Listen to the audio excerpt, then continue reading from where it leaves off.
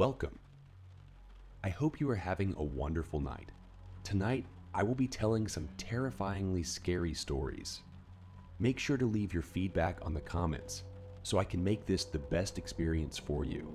And if you have any stories you would like me to tell, you can send them through the link in the description. I hope you are warm and ready. Let's begin.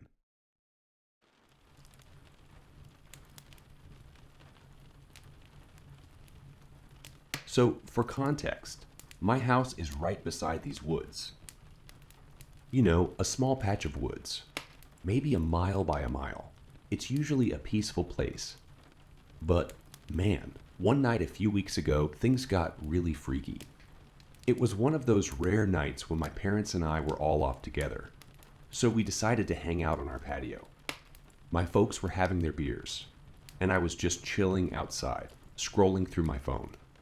We like to shoot the shit and spend quality time together like that. Anyway, my dad hit the hay early, so it was just me and my mom left. We were cleaning up some empty beer bottles, finishing up our conversation. My mom went around the side of the house to toss the bottles in the outdoor garbage can. I was standing there, alone, lost in my phone world, when suddenly I heard this scream coming from the woods. Now there's this shit in those woods that's known for attracting junkies and homeless folks. So my first thought was that it was just some crazy person screeching and making a racket. I brushed it off, ignored it like it was no big deal, but then about 30 seconds later, I heard it again. This time, I looked up and instinctively turned on the flashlight on my phone, pointing it towards the woods. I scanned the area, but there was nothing. No sign of anyone or anything making those chilling screams.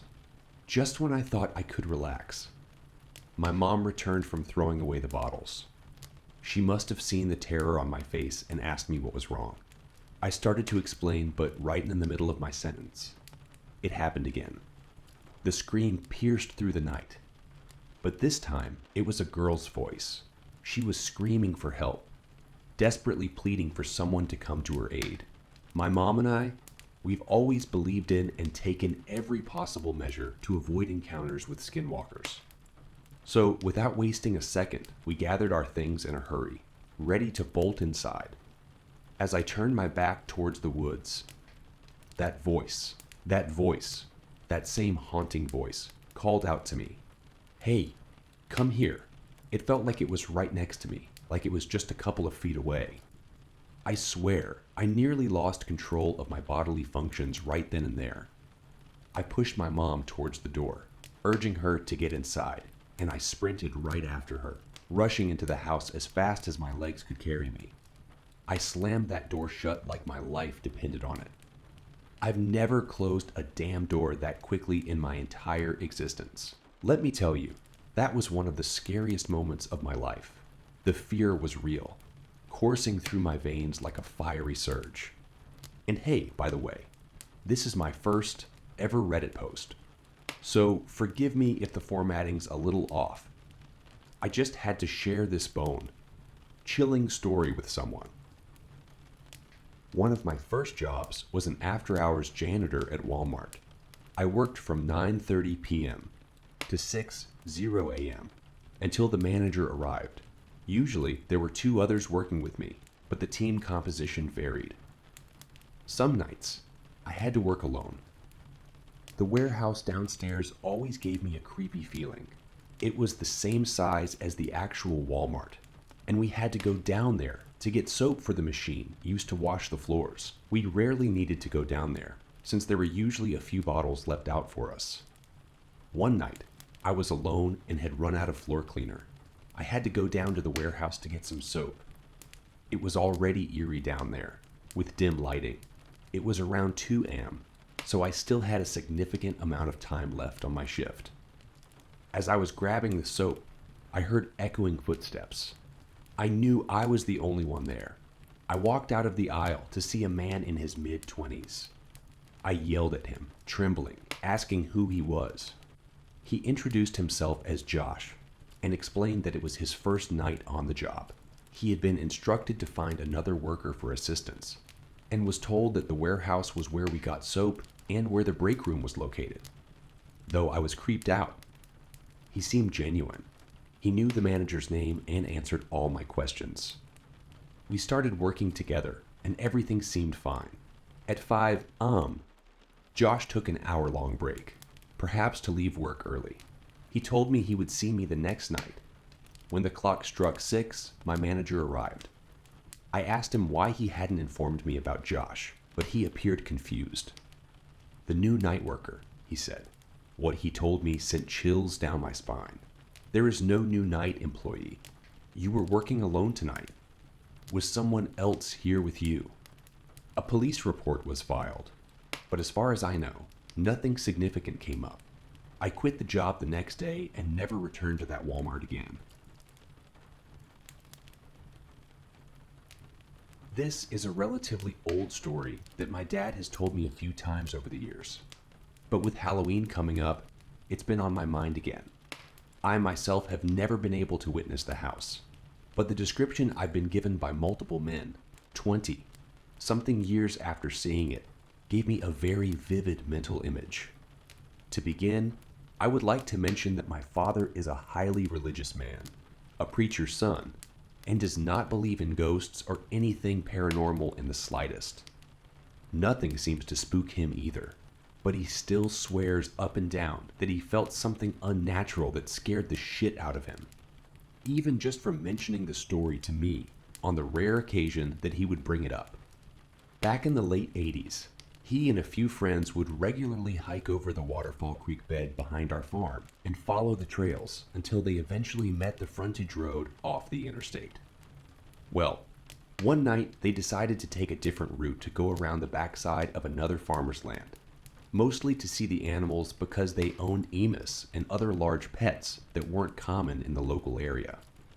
Supposedly, after leaving the area and continuing into the woods at night, of all wonderful times, they managed to stumble upon what is described by all 5 men, 20 years later, as a Blair Witch look-alike house. It was a very, very old home, and my dad claims that just looking at it gave him this ominous feeling. But of course, they had to go inside and check it out. Inside the house was a vintage cottage-style home, probably built in the late 40s or early 50s. The group was instantly met with writing and symbols in strange Latin, like languages, with a few English graffiti pieces that quoted a supposed satanic or pagan worshipping ritual. Certain pieces described how to sacrifice a human soul to some supposedly demonic deity. My father still claims to this day that certain symbols were painted on the walls in blood, while others were clearly spray painted. I find it easier to believe because he also worked as a firefighter for years before this happened and had a lot of experience seeing human blood and dismembered bodies on the freeway after car accidents. Past a small living kitchen area was a stairwell that was so small their shoulders would physically brush against either side of the wall as they went up. The stairs went straight, stopped at a small landing, then turned right, so as you started up, you could not see what might be standing at the top. At the top of the stairs, a door led to a large attic-style bedroom. Actual chain manacles and locks hung from one of the walls near a circular window at the end of the room, which was also completely covered in weird symbols, graffiti, and now more obvious and frightening large dried puddles of blood that had seeped into the floors and walls. Allegedly, once they were upstairs investigating the room, they swear that they heard someone moving up the stairwell behind them quickly. But when they looked back, there was no one there. Everyone essentially told me that it sounded almost like heels clacking on wood. Now completely spooked, they rushed back down the stairs to see if someone was playing a prank on them and was hiding downstairs. Surprise, surprise, they found nothing and no new footprints in the dust and grime that differed from the ones they left on their way in. To keep things interesting, I met with each of the guys separately to ask them about what they remembered, expecting to maybe find a crack or something to prove that maybe they were exaggerating. But when I asked them, I got the same answer from each of them with no hesitation. They got the same details right down to the minute they entered the house and the minute they left. But here's where it gets really strange.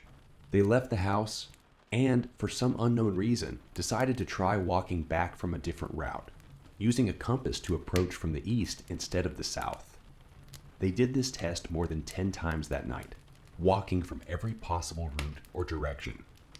Yet, they always came out at the front entrance of the house, even when the compass and their common knowledge of the area showed that it was physically impossible to be at the south end of the house when they moved in a straight line from the north, east, or west.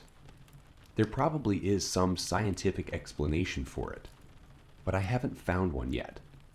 These guys knew those woods literally like the back of their hand, and still do to this day. The final time that the guys came back and found themselves standing at the front door of the house, they began to feel physically ill, verging on feverish. They finally decided that it was time to give up when one of them nearly fainted.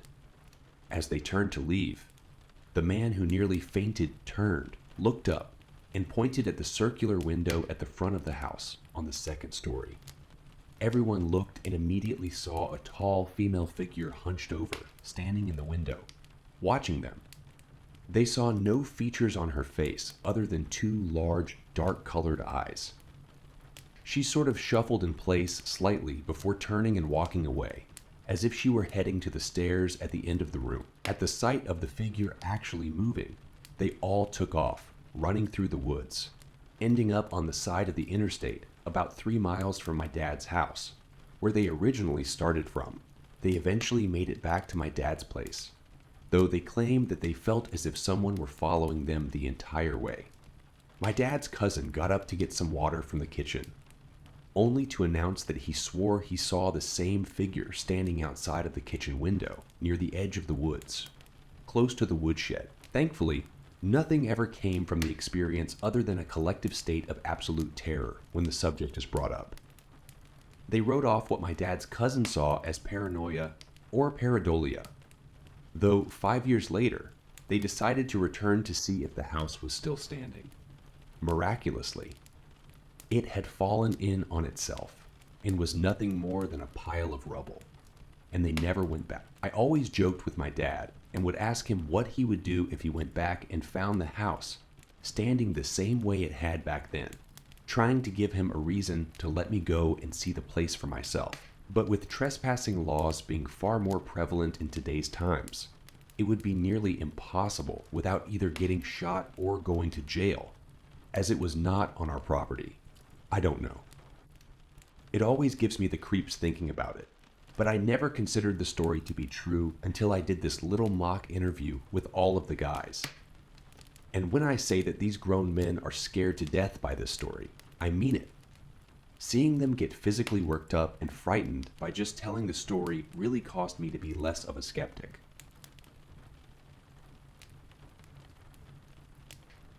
So, this happened right before my 20th birthday when I was in the U.S. Navy.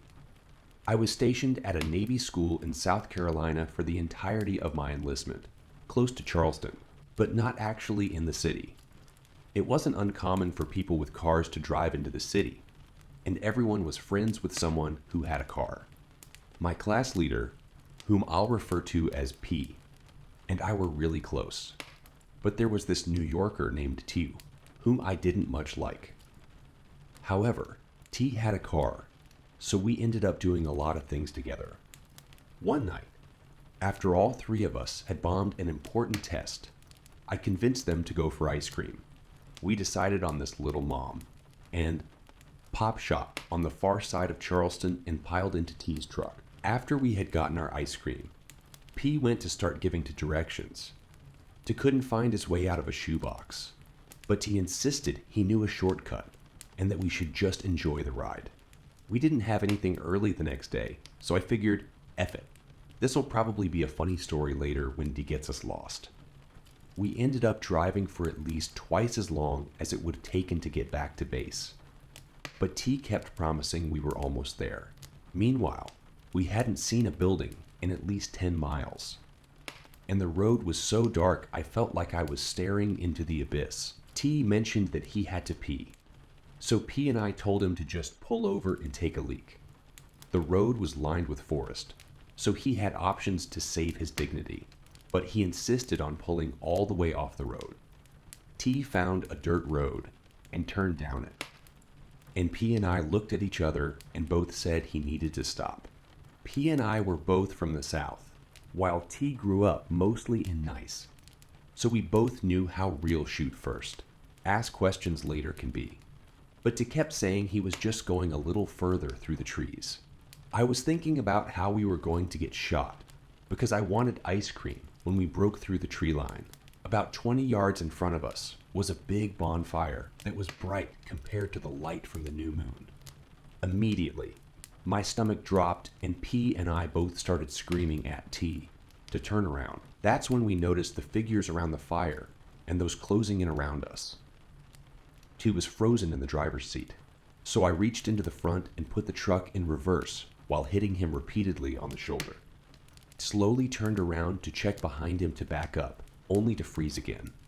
I turned and saw more figures closing in on the trail behind us. P, by now, had pulled out a flashlight and was trying to blind the figures while repeatedly telling T just go, and that they'd move. So T started to slowly make his way back while P was whipping his flashlight around, and I was making sure all the doors were locked, rolling up the rear windows and closing the back sliding window. The crowd parted as if we were Moses and they were the Red Sea, and we made it back onto the road without any other problems. We rode the rest of the way home in almost complete silence, and the three of us have never actually spoken about it since. The only thing that was said on the ride home was when P turned to me and said they didn't have faces.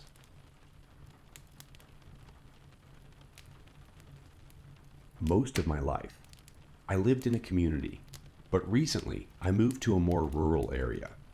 The house I'm in is around 50 years old and sits on a good plot of land. Anyway, let's get to the story. I moved in a few months ago, and at first, everything seemed normal. I live with my mom's sister and 3 dogs. Whenever I heard a strange noise outside, I would assume it was one of them. However, about 2 weeks after moving in, things started to happen. It was one night when I had finished my bedtime routine and eagerly climbed into my comfy bed. I fell asleep like any other night, but woke up around 2 in the morning to an odd noise. It sounded like someone calling for help. I grabbed my phone and walked over to the window, shining my flashlight outside. There was nothing, just our yard and the woods. Then I heard it again, clearer this time. Someone was yelling out for help. Nervously, I took a step back from the window. I was about to go to my mom's room to tell her, but I hesitated. I decided to wait and see if I heard it again before waking her up. After about 2 minutes of silence, I went back to bed. The next morning, I asked my mom and sister if they had heard anything strange during the night. Both of them said they hadn't heard a thing and slept peacefully. I brushed it off as my mind playing tricks on me and went on with my day, doing some schoolwork and yard work. When night fell, I let my dogs out into the backyard for their bathroom break and some outdoor time before bedtime. I was playing Clash of Clans on my phone when I noticed that I didn't hear my dogs playing or moving around. I looked up and saw them all staring intently at something in a small clearing before the woods. I followed their gaze and saw the outline of a deer. The deer was on all fours, but seemed to be staring directly at me.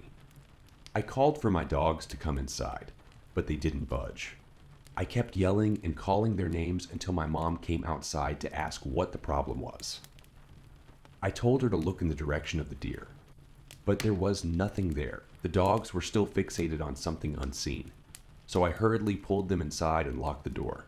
When I glanced out the window, I saw it again, this time closer. I locked every door in the house and headed upstairs to bed. That night, I woke up again around 2 a.m. to someone yelling, but this time I wasn't the only one who heard it. My mom sent me a text asking if it was me making the noise, to which I replied, no. I listened carefully to the yelling, and this time it was calling out the name Boone, which happens to be the name of my youngest dog. Fear overwhelmed me, and I rushed to my mom's room to discuss what the heck was going on. But as I reached the door, I froze. I could hear something walking outside, directly beneath my window. I didn't move an inch, petrified at the thought of someone trying to break in. It's important to mention that my sister was spending the night at a friend's house, so it was just me, my mom, and the dogs. Whatever was outside, it didn't sound human. It resembled the gait of a deer or a dog.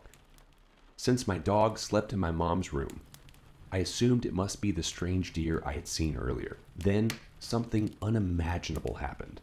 The voice outside called out, "Boone."